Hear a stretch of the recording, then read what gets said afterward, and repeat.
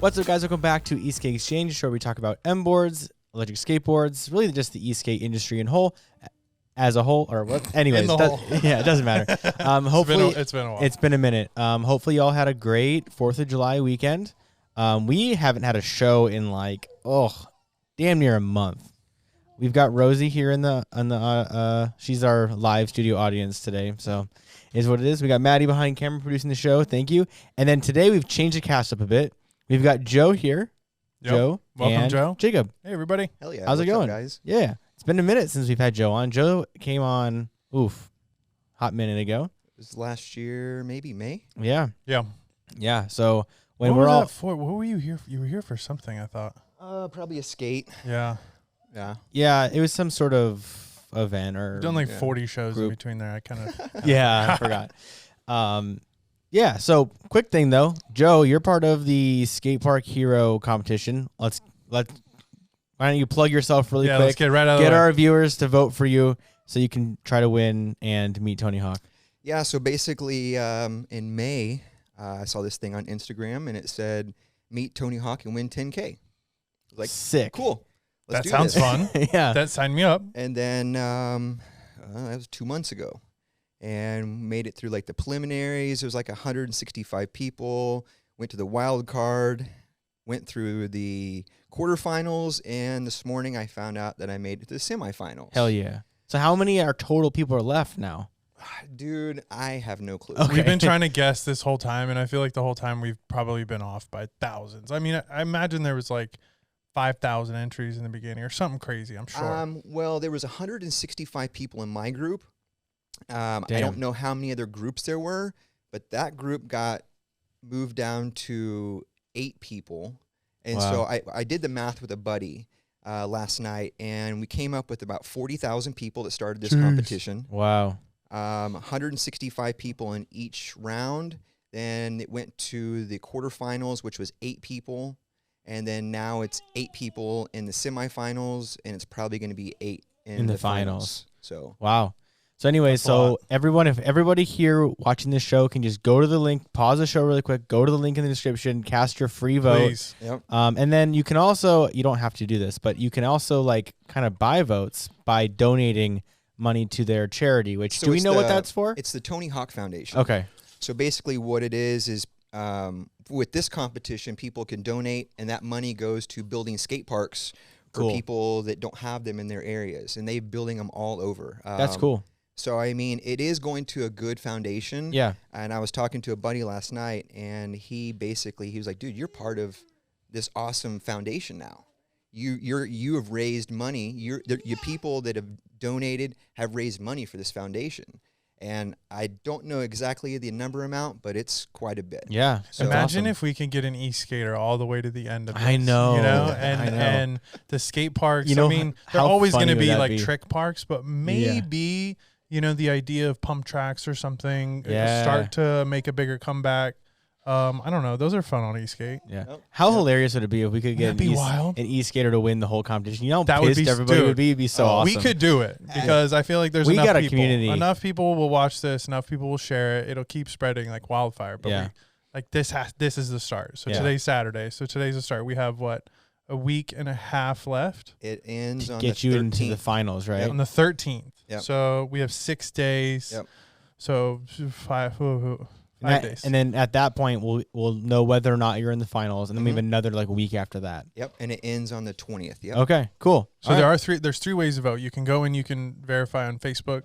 You can also go in and verify with a credit card. It doesn't charge you, but it gives you 2 votes instead of 1. It's kind of weird. I don't know why. It's just proving you're a real person. Exactly. And so by doing that, they give you 2 votes. Sometimes they give you double votes. So try to get in on there. Make sure you're sharing when it's double votes. And then of course you can also donate. But Joe sees all these things. So when you got I know it's kind of weird, but if you do donate, he actually sees it. And a lot of the times he's come in, he's like, bro, these people donated it. And so I told him, thank you. Like I reach out to everyone. Right. He's reached out to everybody and said, thank you so much. Like things like that. So that's cool. It's more than just, where is my money going? Hey, Joe will never know. He knows, man. Like this dude knows. That's cool. It's a cool deal. Yep. That's awesome. Yeah. It's, I met Tony Hawk when I was a kid. I was 11 years old, and he broke a board, gave it to me, signed it. A few months later, I moved from California to Missouri. My dad sold that board for 50 cents at a garage sale. No. That board was in the early 90s. I looked it up on eBay. It's worth $4,000 today. With his autograph, I don't even know. Yeah. But I mean, it would be like a cool story to tell him if I did meet him. Yeah. I did. Maybe he'll break another board for you. I know, right? See if we can get him to break an electric skateboard. I don't know how, but I'm sure you could. Give him a cheat board. Do like a 900 on an endurance. Oh God, can you imagine? What do you think or like a mountain board? How do you think he'd even handle that? It'd probably be so weird for these guys. No. It wouldn't even be fun. That's a whole different thing. Yeah. I'm sure if I did win, a lot of skaters would not be cool with it. Okay, so I asked you earlier, what board would you take? You know, I'd probably take my Stooge. I think it's a good choice. That thing's extreme. It's my favorite board that I'm on right now, and it's the fastest one I have. Yeah. So that thing's a beast. It would either be that or the Metro board. Yeah. I mean, I don't want to take anything with AT tires on there. It just wouldn't. I don't know. It'd be kind of weird. Yeah, if you're in a skate, like he's gonna want. He doesn't care how far it goes. You know, things Yeah. like that. Like I think he'd want to kind of get mind blown. So That's I think cool. the Stooge is a good choice. Yeah. That's cool. All right. Well, we've got a couple other, we've got some shop updates we got to get to as well. We have a lot of shop updates. It's summertime. We've been building them up. So now we got to make it through each of them. So on my list, we've been working on Matrix 3 mounts, and they've looked really good, but we have a couple like spacing things we have to fix. Prototyping. We're working through the kinks. Yeah, but what's nice about ours is so everyone's done like some sort of clamp mechanism. Ours is, I feel like the only one right now that will be out there is a clampless design where it'll slide over the hanger, and then it'll use the existing M8 tapped hole in the hanger, and you just pretty much just bolt it right straight to the hanger. And for us, we feel like that's like one of the best ways of doing it. But we'll see. Super solid. Yeah, less parts and pieces, less I was gonna say nolts and bolts. That doesn't work. I think it's just be an easier system. It's the one I push for. So of course it's better. Yeah. So we'll see. We'll see how it works. But so far they look really good. We have some cool pictures and videos, like of us holding them and stuff. But we have to make some tweaks. But otherwise, we're looking pretty good. So I'm excited to get that done. And then we are also we're slowly transitioning our batteries from like our hand soldered to our PCB base packs, and that has been going really well. Kind of a slow process, just because like we don't want to like switch everything over to a PCB all at one time and go, oh, there's issues with this or that or whatever. So we've been kind of slowly doing it. So right now our main batteries that we've switched over already are 12/8. So like all of our endurance batteries are now on PCBs.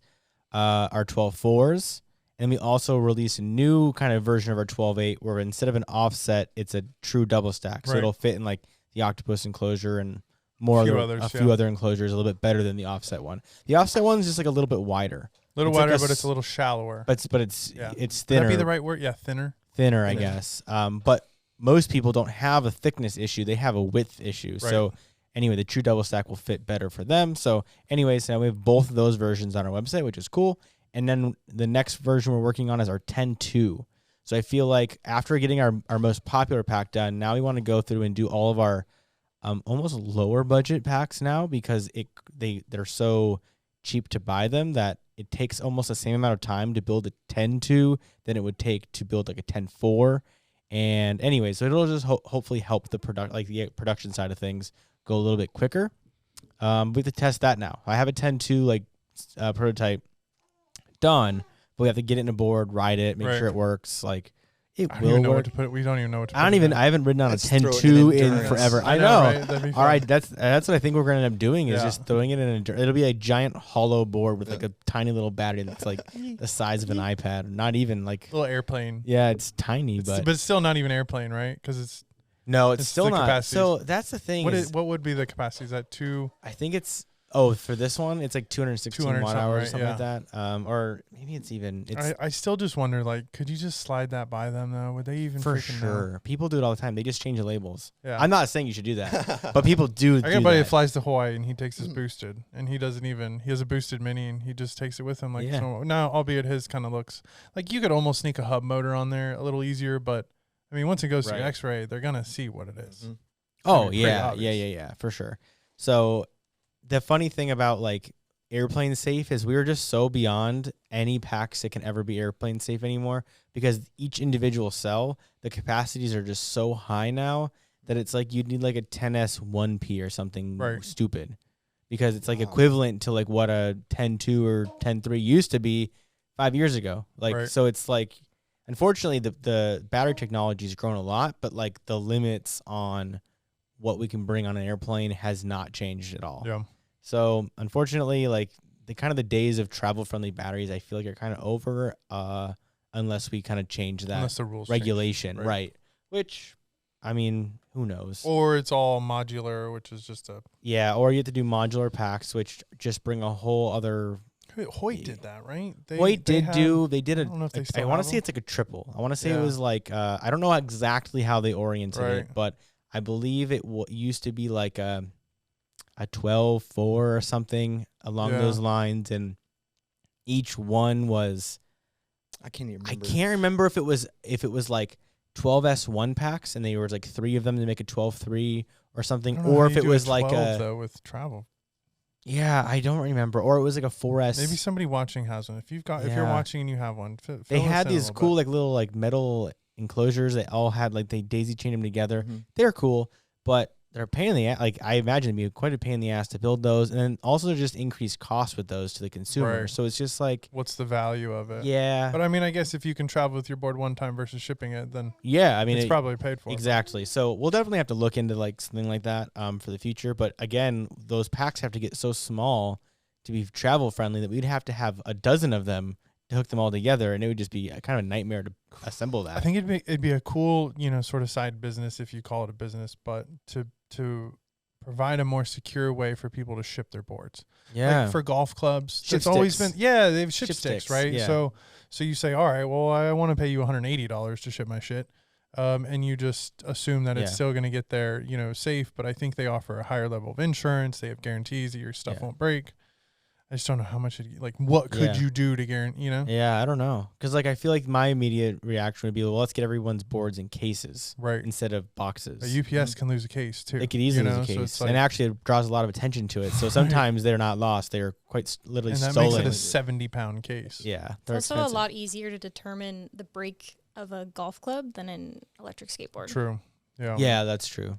There's a lot more that can go wrong on a skateboard than a golf club. A golf club either works or I guess it doesn't. Either the head's on or it's off or it's bent. I mean, there's a lot of risk, but I mean, it'd be nice because I think people do want to do that, but it's just so hard to ship your stuff. We're going to Wisconsin next week to see family, and I want to bring a board so bad, but I just really can't really bring one with me. So is what it is, because we're staying at some Airbnb and we could skate down to a couple bars and stuff. It'd be fun, but you'd ship it. You'd have to ship it today. I could ship it, but I need to have my case with me right now. It's in California. Jerks. So, anyways, I won't, because it's with the baby and stuff. It's what I don't know. It's supposed to be vacation. Right. It's I've gotten that too. I went to Hawaii and God, I was just the whole time it was itching. I wanted to go skate so bad. Yeah. And I even reached out to him and he's like, "Come meet up, dude. I got a board waiting for you." I was like, "Oh man, it's an hour drive, and then I'm gonna skate for 3 hours, and then I got an hour drive back." Wait, I was supposed to be here with my wife. She'll freaking kill me. Yeah. I was like, of all things, she will kill me. So also the bar is 2 doors down from ours. Yeah, it's really close. Yeah, there you go. Trade it's that. Really close. We'll take an electric fingerboard or something. Yeah, right. So, we've also got a big collab kind of coming up. A couple. Well, yeah, one really big one. One big one is one of them's quite a ways out. One of them, the one I'm referring to is the one with Kind Boards. We got Adam from Kind Boards. Yep. He's acquired or inherited or somehow gotten all of Dave's old Dave Psycho. I think he bought it. Yeah, I think he bought it. Yeah, he acquired them. I Yep. think he bought them. Yep. All his old molds from his decks, which is really cool. It's crazy. But Esk8Con year 1, I was emailing him back and forth. He was ready to go. He was ready to commit to a booth. Went silent.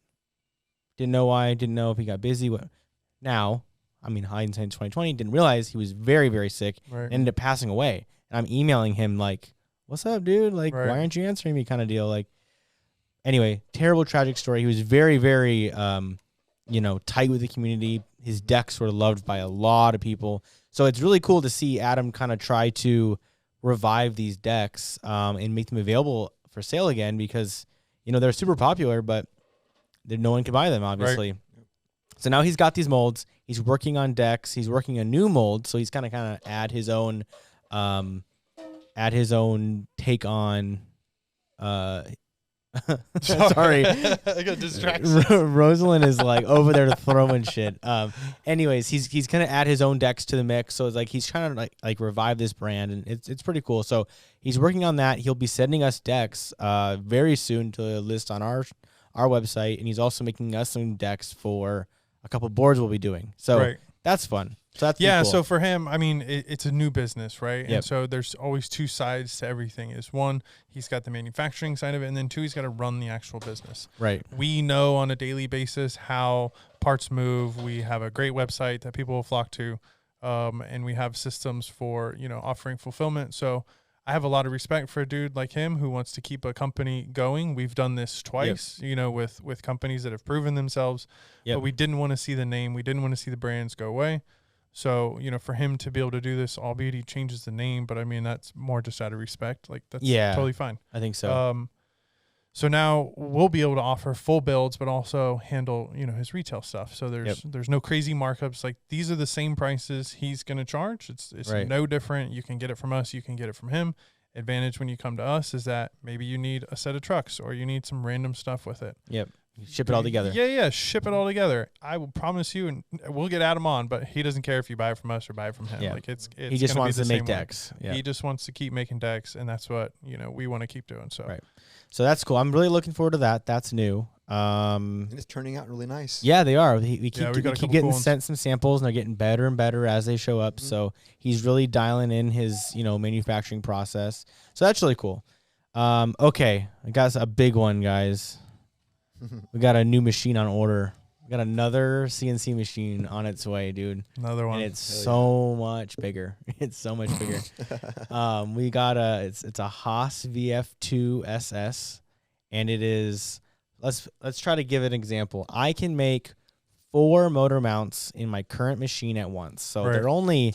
You guys all know what our motor mounts look like. They're like this 4 big. inches by 2 inches or so. They're like 5 inches long by like 2 inches. So I could fit 4 of them on a single pallet in my machine at one time, which for us in our output of motor mounts is fine. It takes me a little bit longer than I'd probably like to make motor mounts, but it works.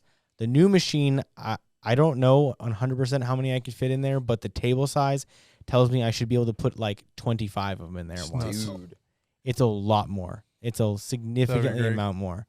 It's a 30-inch wide. So right now our current XYZ travels are like in our small machine. It's 14 inches by like 7 inches by like 12 inches. It's like kind of a small work envelope. Right. The new one is 30 inches, which is crazy. The whole board. By 16 inches, which the width is wider than our full length in our current machine, which is insane, by like 25 inches or something like that. So the best part about this machine is we can stand skateboard hangers vertically and drill and tap and counterbore our holes for our axles, which is something we can't do in our current machine because we don't have enough Z height. We have like 12 inches, and by the time you include the tool length and how long your drill has to be and all that, we just literally cannot. We don't have the room for it. So I'm really excited about that. Our current machine's got like 1.5 horsepower or something, and our new machine. We can make what, like a 24-inch wide truck now, or something, or like 30 inches long. Can we make some 30s? All right, God, that's gonna be the next board. It's gonna have 30-inch hangers. And where's this machine going? We're moving racks around. So I walked through the racks the other day, and I'm just like, dude, like there's like 6 like kind of empty racks that just aren't. They're like half full. They're just like full of shit because it's an empty space. We put things on it, right?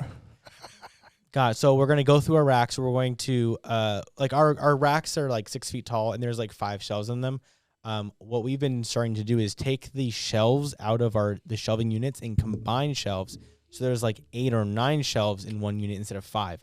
And that way the shelves are much shorter, but our bins are very short. So it's like we have a lot of like wasted air in a lot of these shelves. So we're really condensing and making like the shelves pretty like product dense. So we have to displace 8 racks worth and put the machine on the ground. Like it requires like a 10 by 10 foot space, like the footprint. Yeah. It's a big space. It's like 100 square feet.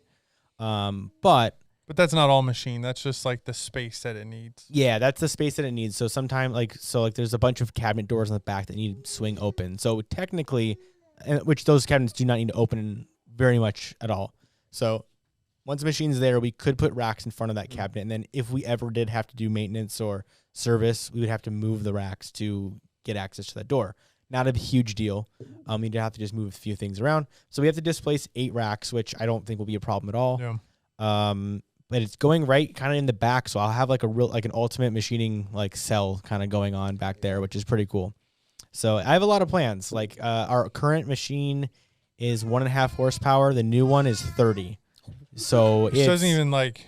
It's insane. We were trying to go over the power and all the things that we needed, and it's like in order to hit that 30 horsepower was just nothing we'll ever make. We'll never even hit 30. You can argue whether the spindle's truly actually a 30 horsepower spindle or not. Doesn't matter. The material removal rate on the new machine is so much higher. Like we'll be able to pump out parts like seriously in fractions of the time, and I'm just like really excited about it. Trying to figure out what the hell our little machine's going to be used for now. We're thinking it's going to be some sort of process machine where it kind of makes the same part over and over and over again, and just something we don't need to make like a ton of. I don't know. We'll figure it out. I think it's or easier to more prototyping on it. Yeah. Oh, much easier to prototype on for sure. A lot of lower stakes. Yeah. Because this machine, dude, it's so fast. Like the Rapids, it moves like I want to say 10 times faster than our current machine. Like it's so fast. Like we can move like 135 inches a minute in the old machine. I think it's like 800 inches or 1,000 inches per minute in the new machine. Like when it's not cutting, like it zips around to the positions it needs to get. So it's like we can talk about it, but I don't think it'll be real until it's here. Yeah, like I think picturing it, like I can't even picture a machine that big going in our warehouse right now. But I couldn't picture that machine going in our warehouse before. So. And every time I say it's okay, guys, I got this. Watch this. Yeah, and then we fuck the whole warehouse up. Yeah. So it's kind of an ongoing joke because like since Joe's been here, we've rearranged the warehouse I think 3 times. Yeah. And he's like, and that do you was, guys and do he got this? here right after we had finished one, I think, too. Yeah. Or something. And Joe's like, do you guys do this like all the time? I said no, but it seems like it because we're doing it a lot. The only room that stayed the same is this room. This room stayed the same. Yeah. Yeah. Well, we just but finished. Not even since you started working here because this room used to be in the other room. Right. We used to film the podcast. It started as this room, and then it went to the other room, and then it came back to this room. This was our office. Then we're like, this is too much space for an office. Right. So then we moved it into there. But then, the podcast set. So anyways, we've been back and forth. We've been back and forth. So James and I have been in the same location the entire time. Yes. Yeah. Your guys' tables and desks have not moved. Right. Well, Joe's is new, technically. Joe's is a new section. Yeah, we added a new area. Yeah. He works under the stairs like Harry Potter, dude. He's awesome. Kind of funny. In his own little area. You guys don't even know him there half the time. Yeah. I have to like look around the corner. I'm like, oh yeah, he's here. He's still here. Yeah. That's good. So I'm really excited about the machine. Ultimately, what does it mean? It means that we get to make more parts. We get to make better parts. Yep. We're going to continue to expand what we're doing, and ultimately the tolerances we'll be able to hold are insane, dude. I mean, we do have, there are custom options. So if anybody that's watching has ideas, you have some parts you want to make, or you have ideas for trucks, like throw it out there, man. We'll throw your name in for a collab and give you some credit. But my goal is to assist other electric skateboard companies in bringing manufacturing out of China or non-electric, Yeah, obviously, like this machine is too expensive to sit idle. Like our current machine, it sits idle probably quite often, honestly. Like we make parts, then we stop making parts. We make parts again, we stop because we make as many parts as we kind of need for our production uses, and then we kind of just like stop. I know trucks, like that is a huge, like that's a lot of cutting, a lot of material that we'll be needing to remove. So like trucks will take us a while. So that machine will be busy because like we sell quite a bit of trucks. Right. And as soon as all of our old stock is gone, we'll be responsible for making everything. That's crazy to think, by the way, because there's to where we have 3 different designs already, and we're gonna add 2 or 3 more. Yeah, we have a lot of trucks. So as soon as we can get through, as soon as we can power through all of our old cast trucks, once those are gone, we'll be fully responsible for our own truck supply, which is awesome, but will also mean our machines will be running a lot. Yeah. It's so a transition though in our business model, right? The model is no longer to just get the parts here for people to buy. It's to make the best parts that people can buy. Right. So that's a huge transition. We started somewhere. We started with, I guess you could call a hobbyist machine, and now we're moving up to closer to an industrial machine. Right. You can, again, if you know anything about CNC, argue that Haas is not necessarily super industrial. However, there are some very, very, very well-respected businesses making parts with these machines. Yeah. Like this machine's like I'm so excited. Plus they're an F1, so that's pretty badass. Yeah. I'm okay with that. Yeah, they make it. Yeah.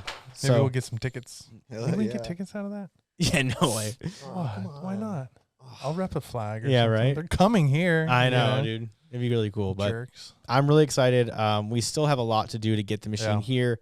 Obviously, there will be. So my learning curve the first time around, I mean, it took me 3-4 months to get any parts that that I felt like we could sell out of our first machine. 1, because I literally had never machined anything in my entire life, and 2, I was learning the new control, the new machine, like everything, all the quirks about it. This time, I think it will take me a little bit of time because I've never used this control before. I'm still learning the quirks of the new machine. However, I know the principles of machining now. Not all, but you know what I'm saying. Like I know a lot more about machining, so I feel like we'll be able to get parts out of this thing, I would say in a month. Right. Or at least, I honestly think it's probably less. I think it'll probably should be. I bet you it'll be a week. It depends how much. You'll spend probably 3 straight days, 4 straight days on it, and then you'll realize you have something else you need to do, and then it'll pull you for a few days. So I bet within I bet you 2 business weeks you'll have your first parts out. I bet you I'll at least have I'll begin making fixtures in the first week or so. The first parts may not come out right away, but we're also investing in a very, very nice pallet system. So literally it's like a quick release. You get these giant 16-inch by 10-inch, 1.5-inch thick blocks that just snap into this really cool base, and you hit this button and it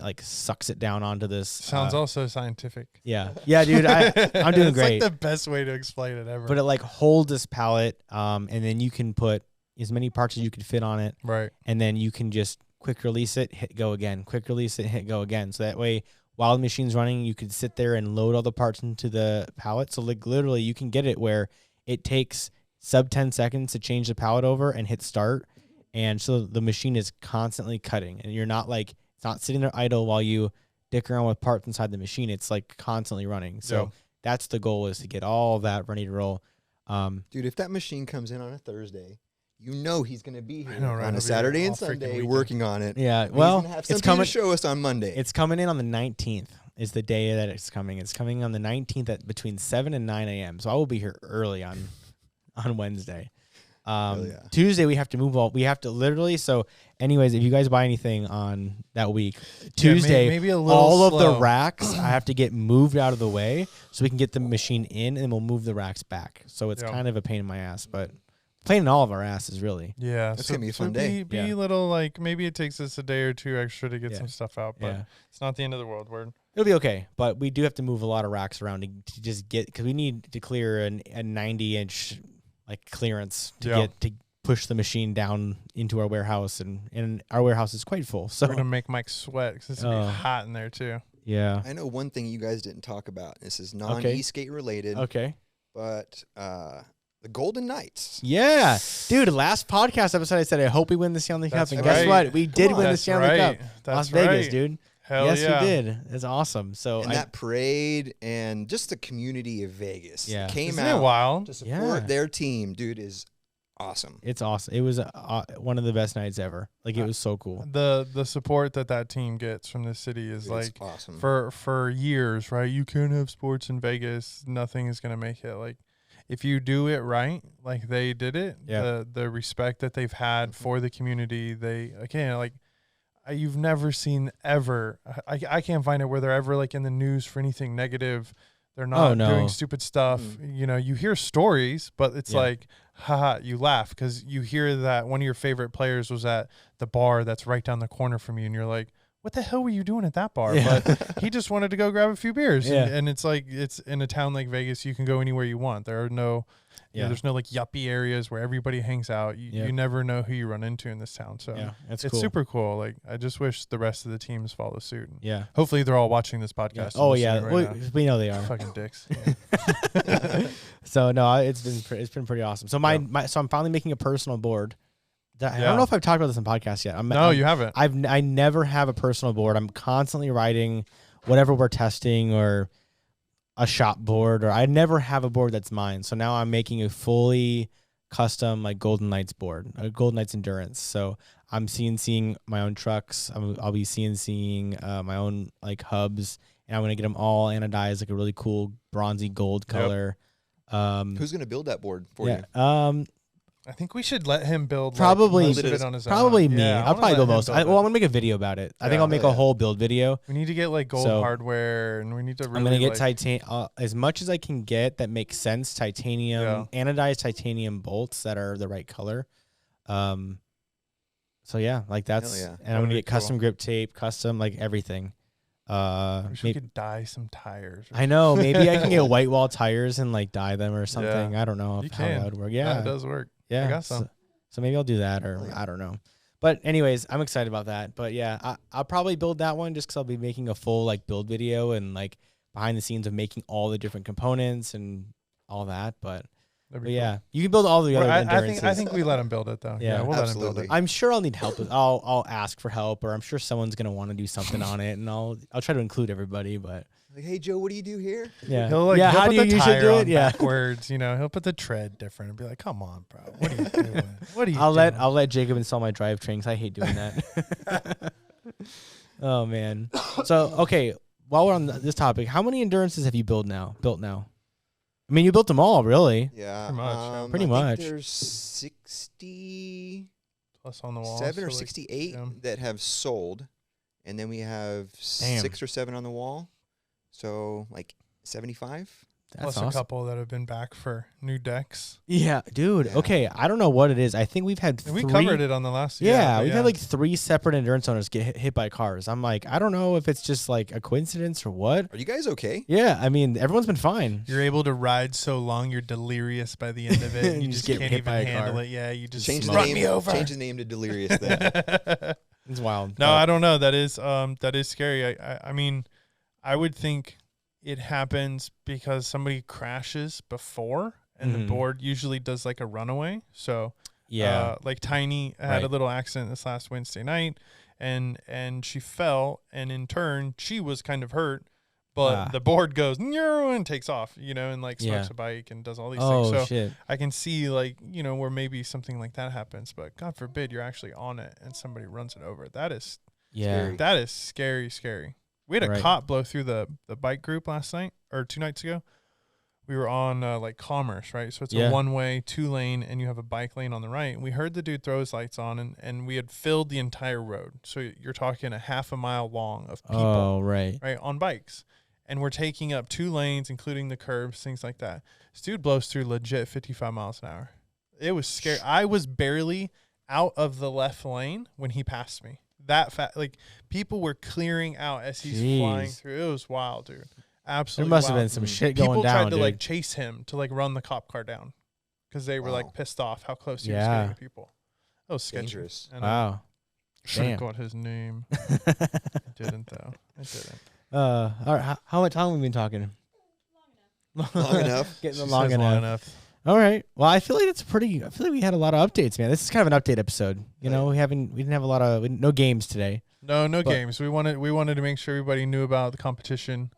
That was kind of first and foremost. So I'm gonna need a whole army for this one. Yeah. Vote every day. You can vote. You can vote every 24 hours. Yep. I think you can donate at any point though. So you can donate multiple times a day. Get your friends to donate. They're tax write-offs. So write it down as a charitable donation. Get your businesses to donate anything. And if you do donate, like, man, reach out to Joe. Let him know, or reach out to us. Who knows? Maybe we'll do something fun for. And I've had a lot of people on there because it's crazy. Because like the first couple weeks, I didn't know that I could see people voting. And so as soon as I was able to see that, I'm like hitting people up. Thank you so much. Thank you so much. And, you know, I just really appreciate like all the support from the entire community. And it's like, without you guys, I can't win this. So Rosie, you got to get on voting. She's eating the microphone right now. I got my own Facebook account, Dad. Well, anyways, thank you guys for watching as always. We will see you. Maybe not. I'm out of town next week. The new machine. Yeah, once the new machine gets here, we'll do once the new machine gets here, we will do like an update video on that. In the meantime, in the comments, submit the first part you need us to make. What do you want us to make? What parts first? should we make first? Yeah. Oh my god. Oh, she's got smoked. My goodness, Mama. All right, guys. Have a good one. We will see you soon. We'll see you soon. Peace.